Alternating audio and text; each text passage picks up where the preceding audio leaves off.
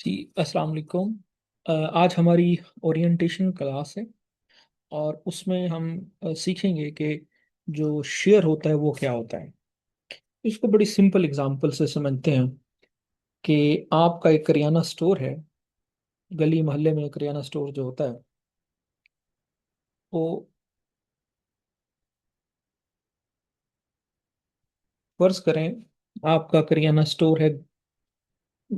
ठीक है, मुझे एक मिनट दीजिएगा। आपका एक करियाना स्टोर है, फर्ज करें आजम करियाना स्टोर। ये आपके मोहल्ले में है, आपके नियर बाई जो मार्केट है उसमें है। ये एक बिजनेस है जिसका मकसद प्रॉफिट कमाना है। अब फर्ज करें ये आजम गरियाना जो है, इसने बहुत अच्छा काम किया, लोगों ने इसके काम को पसंद किया। तो इसने सोचा कि मैं अब एक और बड़ा स्टोर बनाना चाहता हूँ।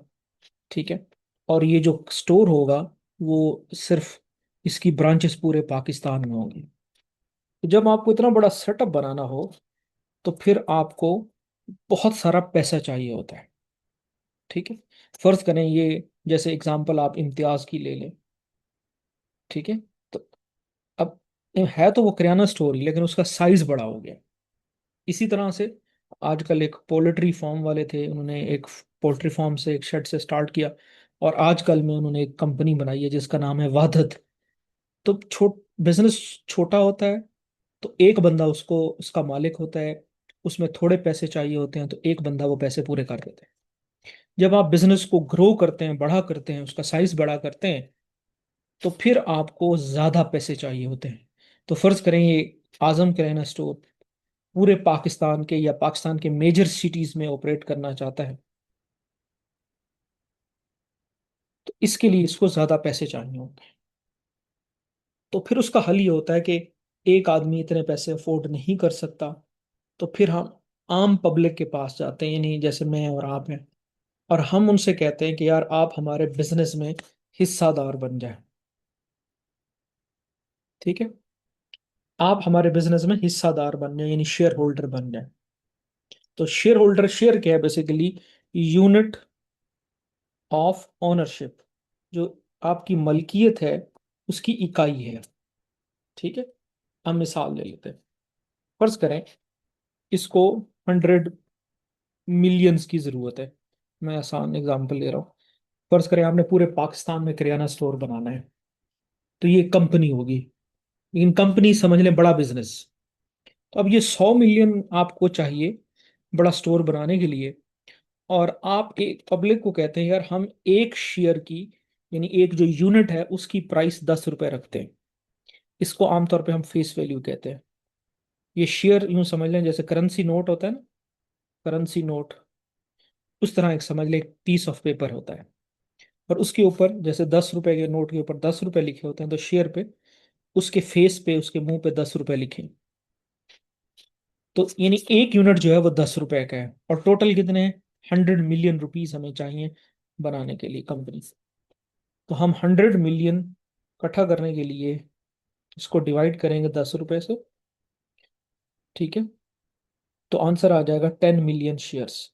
यानी अगर हम 10 million unit, share mean unit, 10 million unit बेचेंगे लोगों को, और हर एक यूनिट के अगेंस्ट 10 रुपए आएंगे, तो इस तरह से 100 मिलियन हमारे पास इकट्ठा हो जाएगा। मैं दोबारा रिपीट करता हूँ। एक शेयर की जो फेस वैल्यू है वो 10 रुपए है, यानी जिस, फर्ज करें मैं हूं फारूक, मैं इस करियाना स्टोर में एक यूनिट खरीदना चाहता हूँ, मालिक बनना चाहता हूँ। तो फारूक 10 रुपए देगा और एक शेयर, एक यूनिट उसको मिल जाएगा। इसी तरह से अगर उन्होंने 100 मिलियन, 100 मिलियन रुपीज इकट्ठे करते हैं, ये इतने पैसे चाहिए और इतने रुपए का एक शेयर है, तो ये इससे कट जाएगा, ये इससे क्रॉस हो जाएगा, तो 10 मिलियन शेयर्स चाहिए।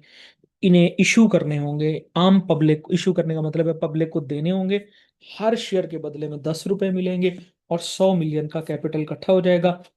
अब ये क्या करेंगे, यानी हमने 10 रुपए का एक यूनिट है, यूनिट की प्राइस है रुपीज 10 पर यूनिट, और कितने शेयर इन्होंने इशू किए? 10 मिलियन।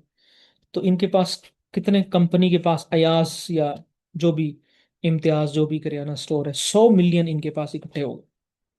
ठीक है। अब इससे ये अपने स्टोर बनाएंगे, जहां जहां इन्हें बनाने हैं, लैंड खरीदेंगे, बिल्डिंग खरीदेंगे। ठीक है। और जो इन्वेंट्री होती है, यानी जो किराने का सामान है वो बेचते हैं, वो खरीदेंगे। ठीक है। तो इस तरह से इनका ये करियाने का स्टोर जो है, या इम्तियाज स्टोर कह लें, जो मर्जी कह लें, ये चल पड़ेगा। एग्रीड। अब ये स्टार्ट हो गया, बिजनेस चल पड़ा। कंपनी जो है वो होती बिजनेस है। इसका मकसद, जो कोई भी दुनिया की कंपनी हो, उसका मकसद बिजनेस करना है, खैरात करना नहीं होता है। ये कोई डोनर या गवर्नमेंट का इदारा नहीं होता, बिजनेस होता है। तो हर बिजनेस का मकसद होता है प्रॉफिट कमाना, अल्टीमेट मकसद इज प्रॉफिट। ये चीज आपने जहन में रखनी है, मैं दोबारा इसको कंटिन्यू करूँ। हर कंपनी कंपनी एक बड़े साइज का बिजनेस है, एक बड़े साइज का सेटअप है। ठीक है। यानी एक छोटा पोल्ट्री फार्म था एक शेड से, और आज वाहिद कंपनी बन गई। एक छोटा सा स्लॉटर हाउस था।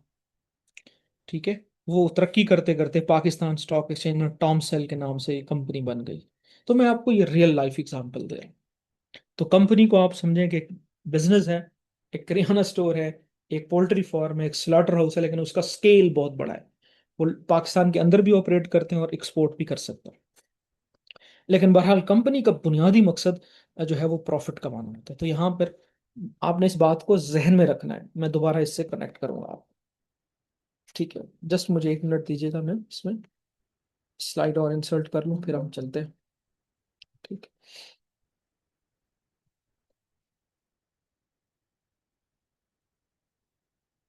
अच्छा।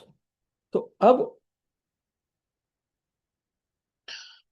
जब हम शेयर होल्डर होते हैं, मेरे और आप जैसे, फर्ज करें, जैसे हमने कहा फारूक ने इसमें से फारूक ने शेयर खरीदे, तो फारूक शेयर होल्डर है। ठीक है। हम अज्यूम कर लेते हैं कि फारूक ने एक शेयर खरीदा। ठीक। तो अब तब भी फारूक शेयर होल्डर है, और फारूक ने 10 रुपए इस करियाना स्टोर को, जो भी था बिजनेस का नाम, उसको दे दिया। अब फारूक जो है उसने शेयर तो खरीद लिया। इस फारूक को फायदा कैसे होगा? तो दो तरीके हैं, जब हम शेयर खरीदते हैं तो उससे हमें फायदा कैसे होता है। तो दो तरीके मैंने बताए शेयर से फायदा लेने के, यानी मैंने शेयर ले लिया फारूक ने। तो एक तो ये होगा कि कंपनी जब अच्छा मुनाफा कमाएगी साल के बाद, तो उसमें से कुछ कैश की सूरत में फारूक को दिया जाएगा। फर्ज करें कंपनी बनी 2025 में, और 2026 में एक साल मुकम्मल हो गया, कंपनी ने अच्छा खासा प्रॉफिट कमा लिया। ठीक है। उस प्रॉफिट में से कंपनी ने अनाउंस किया कि हम 2 रुपए एक शेयर के अगेंस्ट डिविडेंड देंगे। तो डिविडेंड कुछ भी नहीं होता, डिविडेंड कैश प्रॉफिट होता है, कैश प्रॉफिट। और ये आपके बैंक अकाउंट में डायरेक्ट आ जाता है। जैसे मेरा अकाउंट है तो उसमें डायरेक्ट आ जाता है कि आपके अकाउंट्स में इतना डिविडेंड आ गया है। मैं दोबारा बताता हूँ। एक साल में कंपनी को प्रॉफिट हुआ। प्रॉफिट होने के बाद कंपनी ने फैसला किया कि इस प्रॉफिट में से कुछ हिस्सा हम कैश में शेयर होल्डर को दे देते हैं। वो जो कैश में शेयर होल्डर को मिल जाता है वो कैश प्रॉफिट, और ये डायरेक्ट आपके बैंक अकाउंट में आ जाता है। ठीक है। तो इसको कहते हैं डिविडेंड। तो पहला फायदा तो मुझे डिविडेंड से हुआ, 2 रुपए मुझे डिविडेंड मिल गए। दूसरा ये होता है कि जब कंपनी अच्छा परफॉर्म करेगी, उसके प्रॉफिट बढ़ेंगे, तो बिजनेस की वैल्यू बढ़ती है। देखें, एक बिजनेस था, वो छोटा था तो उसकी कीमत, एक छोटी सी दुकान थी। फर्ज करें एक साल में उसने मेहनत की और वो 2 दुकानें हो गई, तो साफ ज़ाहिर है उसकी मलकियत, उसकी ओनरशिप, उसकी वैल्यू, उसकी वर्थ बढ़ जाएगी ना। तो कंपनी ने अच्छा प्रॉफिट कमाया तो इसकी वर्थ बढ़ जाती है। जब वर्थ बढ़ती है तो ये शेयर 10 रुपए से, फर्ज करें, ये हो जाता है 11 रुपीज का। तो 1 रुपए का फायदा मुझे यहां से होगा।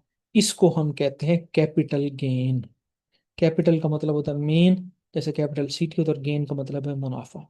तो 1 रुपए आपको यहां से मुनाफा हो गया। तो शेयर से मुनाफे के लेने के दो तरीके हैं। फायदा लेने के दो तरीके, एक डिविडेंड जो डायरेक्ट आपके बैंक अकाउंट में आ जाता है, दूसरा जो शेयर की प्राइस में स्टॉक मार्केट में इंक्रीज आ जाता है। आपने 10 रुपए का लिया, वो 11 रुपए का हो गया, तो 1 रुपया जो है ये कैपिटल गेन कहलाता है। 1 रुपया कैपिटल गेन कहलाता है जो शेयर की प्राइस में इंक्रीज आ जाता है। तो इस तरह टोटल आपको जो है, फारूक एक शेयर होल्डर था, उसने 10 रुपए इन्वेस्ट किए और उसको जो टोटल गेन हुआ, 2 रुपए ये और 1 रुपये ये मिला के 3 रुपए हो गया। एग्रीड। तो अब 3 रुपए का मुझे गेन हुआ, तो मैं अगर रिटर्न निकालना चाहूँ अपना, तो मुझे 3 रुपए का फायदा हुआ, मेरी इन्वेस्टमेंट 10 रुपए की थी, तो मुझे एक साल में 30% गेन हुआ है। ठीक है। ये इसको ROI जिसको आप कहते हैं, मैंने उसको बड़े सिंपल अल्फाज में बता दिया, रिटर्न ऑन इन्वेस्टमेंट। और स्टॉक एक्सचेंज में ये बड़ा कॉमन है, 20-30%, 40% एक साल का। और पिछले सालों में तो स्टॉक मार्केट ने बहुत एक्स्ट्रा रिटर्न दिए। और अगर आप अच्छी कंपनी चूज कर लें तो आपका रिटर्न जो है वो 50-60% जा सकता है एक साल में, जबकि बैंक आपको 10-1% के करीब, 8-10% के करीब रिटर्न दे रहे हैं। तो ये बेहतर ऑप्शन है, जो लोग बैंक में पैसा रखते हैं उससे बहुत बेहतर ऑप्शन है। खैर, वो हम आगे भी बात करेंगे। तो सिंपल मैंने इस अल्फाज में आपको समझा दिया, दोबारा समझाता हूँ कि 10 रुपए का मैंने एक शेयर लिया था। शेयर करेंसी का नोट होता है, यूं समझ लें, फिलहाल फिलहाल।